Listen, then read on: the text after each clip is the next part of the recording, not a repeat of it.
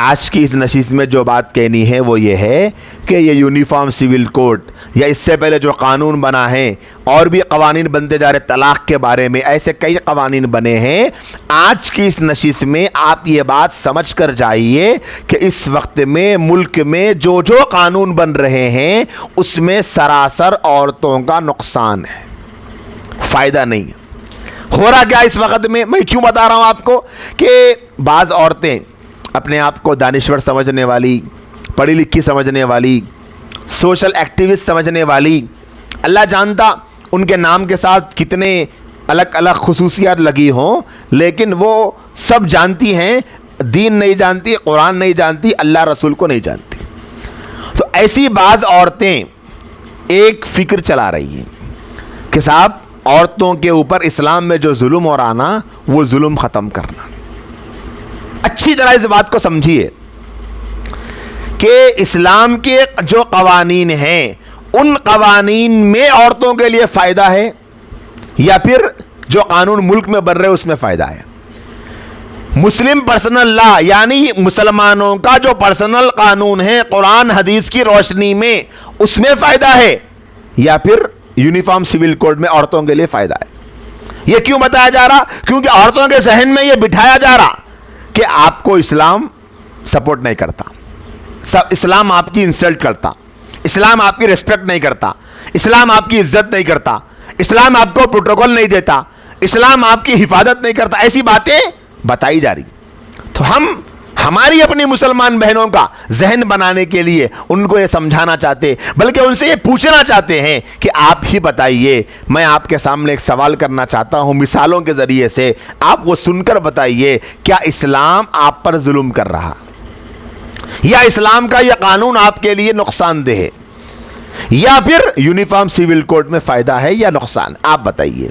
جیسے مثال کے طور پہ آج کل کی بعض ماڈرن قسم کی عورتوں کا ایک بہت زبردست سلوگن یہ بنا ہوا ہے کہ عورت کو طلاق کا حق کیوں نہیں دیا گیا، یعنی مرد کو طلاق کا حق ہے لیکن عورت کو طلاق کا حق نہیں ہے۔ ایک بہت زبردست طریقے سے اس کو پروموٹ کیا جا رہا ہے اس نعرے کو، اور یہ کہا جا رہا کہ مرد اور عورت دونوں کے درمیان انصاف کا تقاضا یہ ہے کہ مرد کو جیسے طلاق کا اختیار ہے نکاح کے بعد میں اسلام میں عورت کو بھی ہونا چاہیے تھا، جیسے مرد کو ہے ویسے عورت کو اختیار نہیں ہے طلاق کا۔ تو ذہن بنایا جا رہا۔ اب عورتوں کو چونکہ آج کل نہ تو ہم لوگ دین سکھا رہے، نہ دین بتا رہے، نہ قرآن بتا رہے، نہ حدیث بتا رہے، نہ اللہ رسول پڑھا رہے، کوئی بتانے والا نہیں، کچھ وہ پڑھی ہوئی نہیں، کچھ سمجھی ہوئی نہیں، ان کا جو دین سیکھنے کا یا ان کی معلومات کا جو ذریعہ ہے وہ سوائے سوشل میڈیا کے اور کچھ بھی نہیں۔ اس نے قرآن مجید میں نہ کبھی سورہ طلاق پڑھی، نوجوان بچی نے، اسے پتہ نہیں اللہ سورہ طلاق میں کیا فرماتے، نہ علماء کی تفسیر پڑھی، اس کو یہ پتہ ہی نہیں کہ اللہ نے کیا احکام دیے، نبی نے کیا تشریح فرمائی، صحابہ نے کیا سمجھا، پھر 1400 سال کے علماء ان باتوں کو کیسے سمجھتے ہوئے آتے ہیں، اور ایک پوری فقہ لکھی ہوئی ہے، پورے ہمارا لا ایک پورا ریکارڈ ہے پورا اسلام کا، وہ پڑھی نہیں، بچیوں کو پتہ ہی نہیں کچھ، کتنی کتابیں کتنی بکس طلاق کے عنوان پر لکھی ہوئی ہے، کیا کیا مسائل ہے، کچھ نہیں معلوم۔ سوشل میڈیا پہ دیکھ لیا کہ ہاں بھائی عورت کو طلاق کا حق نہیں ملتا، یہ تو بہت بڑا ظلم ہے۔ اب بچیوں کے ذہن میں بیٹھ گئے ہاں بھائی عورت کو طلاق کا حق جب تک نہیں ملے گا عورت پر انصاف نہیں ہو سکتا، ظلم ہے عورت پر۔ یہ جو فکر آج ہمارے ملک ہندوستان کے کچھ بڑے ذمہ داروں کے ذہن میں آ رہی ہے، یہی فکر یورپ میں پہلے آ چکی ہے۔ یہ فکر نہیں، یہ فکر یورپین کنٹریز میں آ چکی ہے، وہ لوگ اس پہ تجربہ کر چکے ہیں۔ دیکھو اللہ نے عورت کو بنایا، اللہ جانتے ہیں شوہر اور بیوی دونوں کو اسٹیبل رکھنے کا طریقہ کیا، اللہ جانتے ہیں، ہم کو نہیں معلوم ہے کہ میاں بیوی دونوں کا یہ جو رشتہ ہے یہ کیسے چلے گا، اللہ کو پتا ہے، ہم کو نہیں پتا۔ لوگ کیا ہے اس میں مداخلت کرنے جا رہے، پریشان ہو رہے۔ اللہ نے پوری حکمت کے ساتھ میں عورت کو طلاق کا حق نہیں دیا تھا، عورت کو طلاق کا حق مرد کی طرح نہ دینے میں شوہر اور بیوی کی گھر گرہستی کے بننے کا راز چھپا ہے۔ फैमिली के खुश रहने का राज छुपा है। यह सीक्रेट था कि औरत को तलाक का इख्तियार नहीं दिया ताकि घर में सुकून रहे। यूरोप ने क्या किया, वो लोगों ने औरत को तलाक का इख्तियार मर्द के बराबर दे दिया। अब अगर औरत तलाक लेना चाहे मर्द से तो वो मर्द के तलाक देने की मुंतज़िर नहीं रहेगी, मोहताज नहीं रहेगी, वो जब चाहे तलाक ले सकती है। तो आप अगर मेरी किसी बात पर आपको डाउट हो तो माशाल्लाह आज के ज़माने में पढ़े लिखे, समझदार और इंग्लिश जानने वाले, गूगल सर्च करने वाले और बहुत कुछ मालूमात रखने वाले लोग समाज में मौजूद है। कोई ऐसा माहौल नहीं रहा कि हम बोले और आपको बस आंख बंद करके यकीन कर लेना है। नहीं, आप गूगल पे सर्च कीजिए, आपको पता चलेगा कि यूरोपियन कंट्रीज़ में औरतों के तलाक लेने की शरह कितनी बढ़ रही, बहुत ज़्यादा औरतें तलाक ले रही हैं। वजह क्या है? वजह यह है कि औरतों को तलाक लेने का हक दे दिया, तो अब क्या हुआ, जितने निकाह हो रहे उससे ज़्यादा तलाक हो रहे। क्यों? क्योंकि जब औरत को तलाक का हक मिल गया तो औरत ये समझ रही है मुझे मर्द की मातहती में रहने की ज़रूरत नहीं। क्या मतलब मातहती का? कुरान कहता है अर्रिजालु क़व्वामून अलन निसा, मर्दों को अल्लाह ने औरतों पर एक दर्जा फ़ौक़ियत दी, थोड़ा बड़ा बनाया।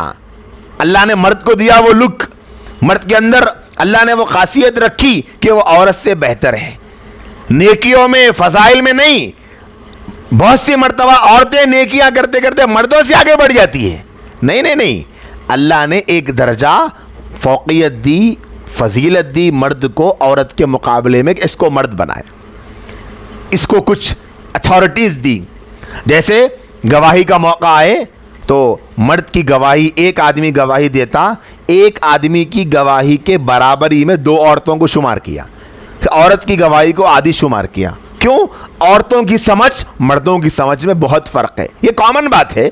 बाज़ मर्तबा ऐसा होता है कि बाज़ औरतें मर्दों से भी कई ज़्यादा ज़हीन हो जाती है, लेकिन ये उमूमी बात है कि मर्दों के मर्द क्या है, औरतों के मुकाबले में ज़हीन हुआ करते।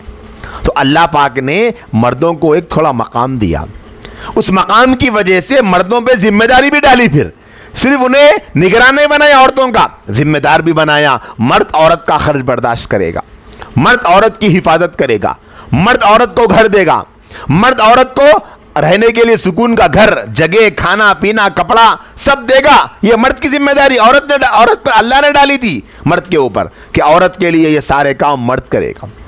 लेकिन वहां पर मर्द और औरत दोनों को इक्वल बनाना, इक्वालिटी का नारा लगाए, बराबरी का, मर्द और औरत में बराबरी बराबरी बराबरी, तो उस नारे के चक्कर में औरतों को मर्दों के बराबर लाकर खड़ा करने की कोशिश की। तो औरतों ने क्या किया, अपने आप को घर से बाहर निकाला, बोले मर्द कमाता हम भी कमाएंगे। मर्द कमाया, औरत कमाई, दोनों कमाए हैं। अब औरत को मर्द की ज़रूरत ही महसूस नहीं हुई कि जिस वक्त में औरत को मर्द की ज़रूरत महसूस नहीं हुई, समझ में आ गया कि भाई इससे मेरी अब नहीं बन रही है, तो वह औरत फ़ौरन जाएगी और मर्द से तलाक ले ली, जाकर वो कह देगी अदालत में कि भाई मुझे इस मर्द के साथ में नहीं रहना है, फ़ौरन उसका रिश्ता ख़त्म हो जाएगा। अब आप अंदाज़ा लगाओ, एक इस्लाम की तालीम है कि मर्द को तलाक का इख्तियार है, औरत को नहीं है। क्यों नहीं है? क्योंकि औरत के अंदर जो जज्बातियत है वो बात बात पे तलाक ले लेती। कई औरतें ऐसी होती है जो एक एक साल, दो दो साल, 5 साल तक भी उन पर एहसान किया जाए, अगर कभी कोई छोटी सी मिस्टेक हो गई, इनके साथ मैं क्यों रह रही कि क्या है कि इनके साथ रहना तो मुश्किल है मेरे वास्ते, बल्कि ज़बान पे आ जाता। लेकिन अगर तलाक का हक मिल गया तो वो यूज़ कर लेती उन्हें। अल्लाह ताला उसको नहीं दी हक, मर्द को दी है। मर्द के अंदर बहुत ज़्यादा बर्दाश्त की ताकत, सलाहियत, सोच समझ कर वो फैसला करता। वो सोचता बोले नहीं, मैं अगर औरत को तलाक दे दूंगा तो सिर्फ तलाक देना नहीं है, बल्कि औरत के तलाक देने के बाद जो नताइज सामने आएंगे वो सोचता मर्द कि ये मेरी बीवी अलग हो गई, बच्चे हैं, मेरा घर है, मेरी फैमिली पूरी टूट जाती। औरत क्या है, फैसला करने के बाद सोचती, रिश्ता खत्म हो गया, आ रहे अब क्या करना, अब क्या करना। तो अल्लाह ने, ये अल्लाह का फैसला है कि अल्लाह ने मर्द और औरत के दरमियान मर्द को हक दिया, औरत को नहीं दिया था। इस्लाम की यह खासियत। इसीलिए आप देखो हमारे मुसलमान समाज में जितने तलाक का रेशो है, अगरचे वो भी बहुत है, بہت ساری طلاقیں مسلمانوں میں ہو رہی ہے، لیکن آپ یورپین کنٹریز سے کمپیئر کر کے دیکھیں گے تو ہمارا مسلمانوں کی طلاق کی جو شرح ہے وہ ان کے مقابلے میں بہت کم. کیوں؟ ہمارے پاس مرد کو اختیار ہے طلاق کا، اور وہاں عورت کو طلاق کا اختیار دیا. تو دیکھو عورت کو طلاق کا اختیار دینے سے کیا ہوا، یہ نتیجہ نکلا. اب یہی قانون اب یہاں ملک میں لانا چاہ رہے کہ سارے ملک کے لوگوں کو اختیار ہوگا، مرد عورت دونوں طلاق دینے میں برابر.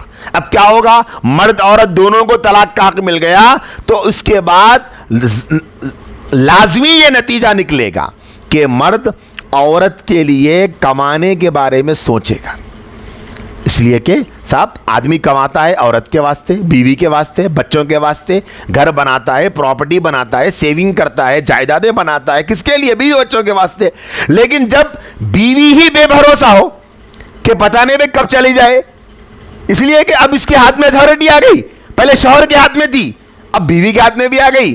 شوہر کئی مرتبہ خیالات آ جاتے تھے، ارے نہیں بھائی اس کو بہت سر کا درد ہے، بیوی سے اس کو چھوڑ دینا، لیکن ارے نہیں میں نہیں چھوڑنا، آپ کیا چھوڑتے یہ عمر میں، رہنے دو، چل رہی گاڑی چلنے دی بول کے چلا لیتا تھا. لیکن عورت کے ہاتھ میں اختیار دے دیا. عورت کے ہاتھ میں طلاق کا اختیار آنے کا ایک لازمی نتیجہ یہ نکلے گا، وہ جب چاہے اسے استعمال کرے گی، اور وہ جب چاہے اسے استعمال کرے گی تو پھر اپنی زندگی کو خراب کرنے کا آغاز کر لے گی. اس کا نتیجہ یہ نکلے گا، مرد سوچے گا میں کیوں بیوی کے واسطے محنت کروں، پتہ نہیں یہ میری رہے گی یا نہیں رہے گی، پتہ نہیں کیا ہوگا، آج ہے پتہ نہیں 1 مہینے 2 مہینے 6 مہینے سال کے بعد میں اگر میرے سے کچھ انبن ہو گئی تو یہ بھی طلاق لے سکتی ہے. اب تو پھر مرد بیوی کے پروٹوکول سے نظر اندازی کرے گا، بیوی کی ذمہ داریاں سنبھالنے میں غفلت کرے گا، بچوں کی نگرانی کے سلسلے میں اس کو خیال آئے گا ارے بھائی پتہ نہیں اگر یہ آنے والے سال مجھے چھوڑ کے چلی گئی تو پھر یہ بچوں کے اوپر میں کیوں خرچ کروں، سیونگ کیوں کروں، پراپرٹی کیوں بناؤں.